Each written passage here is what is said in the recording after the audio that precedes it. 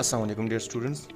इस वीडियो में आप पूरा देख सकते हो। यहाँ पे मैं आपको एक एग्जांपल भी समझा रहा हूँ और काफ़ी सारे स्टूडेंट्स इस तरह के सवाल पूछते हैं क्योंकि मेडिकल वालों को बेसिकली ये तरीका नहीं सिखाया गया होता, तो इस वजह से वो काफ़ी कंफ्यूज होते हैं कि अगर हमारे पास टू वेक्टर्स हो और वो कंपोनेंट्स फॉर्म में हो, ठीक है, तो फिर हम डॉट प्रोडक्ट कैसे फाइंड करते हैं। तो लेट्स सी, मैं आपको एक एग्जांपल से समझाता हूँ कि इसको कैसे करना है। तरीका बहुत ही सिंपल है, कोई इसमें रॉकेट साइंस नहीं है, ठीक है। तो सबसे पहले चले हम लेते हैं, हमारे पास टू वेक्टर्स हैं। एक है हमारे पास ए वेक्टर जिसके हमारे पास कंपोनेंट है 3i - 2j + 4k, ठीक हो गया। और सेकंड हमारे पास वेक्टर है बी वेक्टर जो कि मैं ले रहा हूँ for example -4j + 2k, let's see, ठीक है। ये हमारे पास दो डिफरेंट वेक्टर्स मैंने ले लिए। अब मैं फाइंड करना चाह रहा हूँ इसका डॉट प्रोडक्ट। एक तो आप लोगों ने तरीका वो पढ़ा हुआ है, उसमें एक बेसिक डेफिनेशन है जिसमें आप लोगों ने देखा होगा कि हमारे पास a डॉट b जो बेसिकली होता है, जो मैं ये रेड कलर में लिख रहा हूँ, वो है a मैग्नीट्यूड, ठीक है, b मैग्नीट्यूड और cos of theta between them. तो सबसे पहला सवाल ये होता है कि सर आप हमें पहले बता दें कि ये जो थीटा है ना, ये बेसिकली थीटा हम कैसे फाइंड करते हैं। तो जब ये आप लोगों के पास गिवन नहीं होता या आप लोगों के पास डायग्राम भी कोई नहीं गिवन, तो फिर कन्फ्यूजन ये होती है कि हम इस डॉट प्रोडक्ट को कैसे फाइंड करते हैं, ठीक है।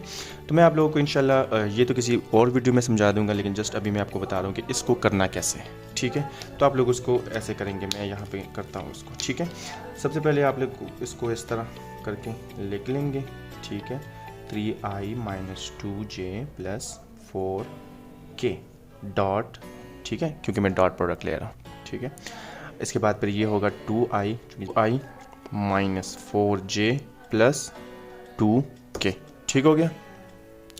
अच्छा, अब करना क्या है आप लोगों ने, सिंपल मेथड है। बस आप लोग कैसे करेंगे कि ये जो i का जो कोफिशिएंट है ना 3, इसको आपने मल्टीप्लाई करना है दूसरे वेक्टर के i के कोफिशिएंट के साथ, ठीक हो गया। तो मैं मल्टीप्लाई कर लेता हूँ, इसको ऐसे कर ले, ठीक हो गया। ये है 3 × 2, सिंपल मल्टीप्लिकेशन, 6 हो जाएगा, ठीक है।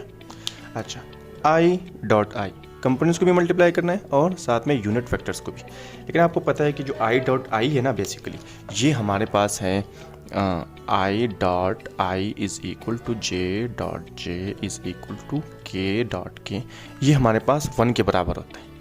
क्यों 1 के बराबर होता है? वो इसलिए कि i डॉट i जो है बेसिकली इसका मैग्नीट्यूड 1 होता है, इसका भी मैग्नीट्यूड 1 होता है, और चूंकि ये पैरेलल वेक्टर्स हैं तो इसका जो एंगल होता है वो होता है 0 डिग्री। तो 1 मैग्नीट्यूड i डॉट i अगर हम फाइंड करना चाहें मल्टीप्लाई बाय 1, ठीक है, और cos ऑफ 0, तो cos ऑफ 0 भी 1 के बराबर होता है, तो इसलिए हम कहते हैं कि ये 1 के बराबर है, ठीक हो गया। अच्छा, अब हम कर रहे हैं, इधर आते हैं। तो ये 3 × 2, तो मैंने 6 लिख लिया, मल्टीप्लाई बाय 1 आता है लेकिन वो मैं नहीं लिख रहा अभी, ठीक है।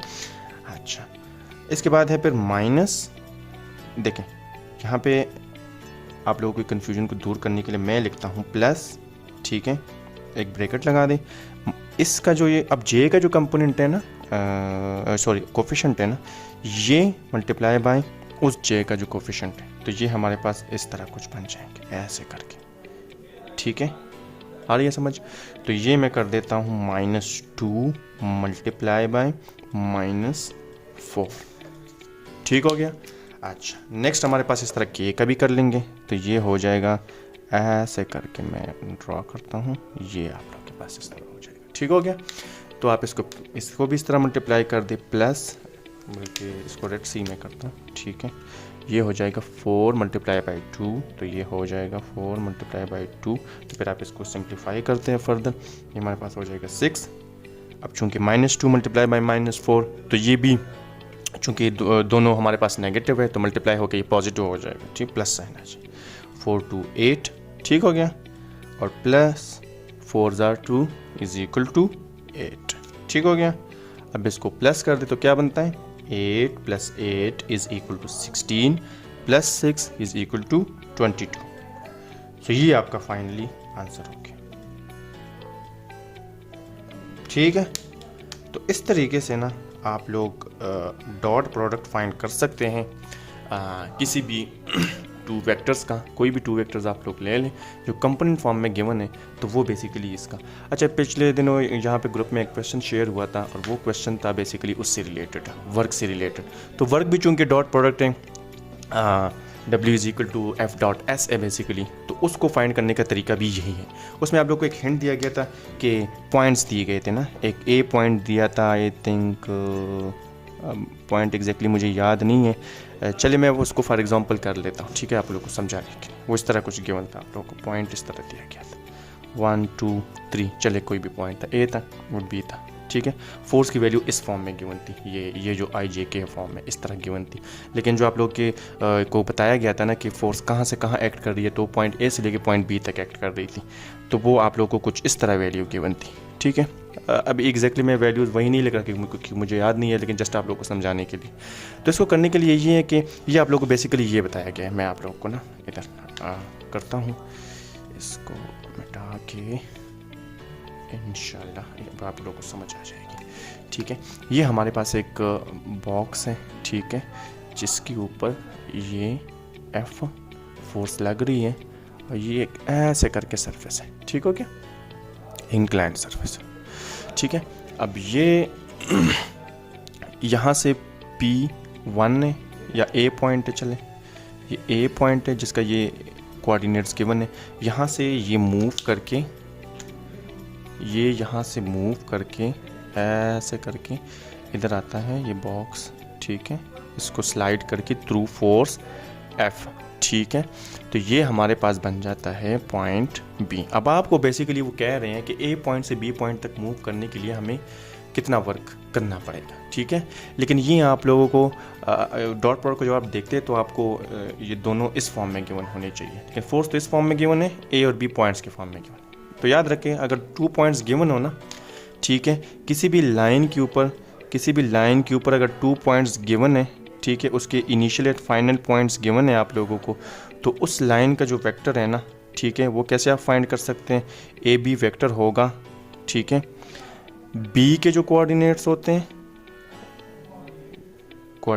ये कोऑर्डिनेट्स हैं 1 2 3, ठीक है, और इस तरह -2 -3 2, ये किसके कोऑर्डिनेट्स।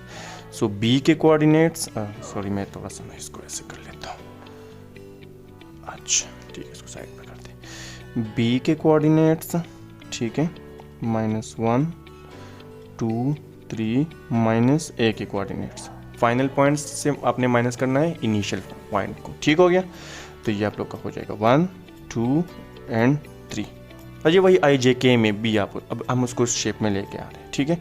तो यहाँ पे आप इसको आप आपस में से माइनस कर ले, तो -1 -1 ये -2 हो जाएगा, तो इसके साथ आई लगा दें, और ये हो जाएगा 2 -2, तो ये 0 हो जाएगा, ज़ाहिर बात है, तो +0j, और ये हो जाएगा 3 -3, तो ये भी सॉरी ये 6 है, ओ सॉरी 6 हो गया, 6 -3, तो ये हो जाएगा आपका, चूँकि माइनस है ना इसके,